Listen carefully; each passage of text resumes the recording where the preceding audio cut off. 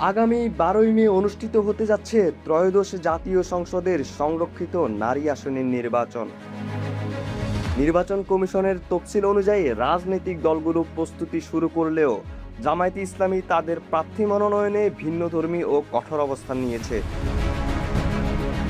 দলীয় সূত্রে জানা গিয়েছে, পরিবারতন্ত্র এড়াতে নির্বাচিত সংসদ সদস্যদের স্ত্রী, কন্যা ও নিকটাত্মীয়দের সংরক্ষিত আসনে মনোনয়ন না দেওয়ার সিদ্ধান্ত নিয়েছে দলটি।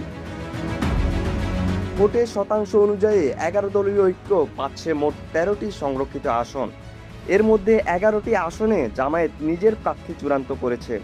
বাকি দুটি আসনের মধ্যে একটি এনসিপিকে দেওয়ার সিদ্ধান্ত নিশ্চিত হলেও অন্যটি নিয়ে শরিকদের মধ্যে আলোচনা চলছে। আবু সুফিয়ান, প্রাইম বাংলাদেশ, ঢাকা।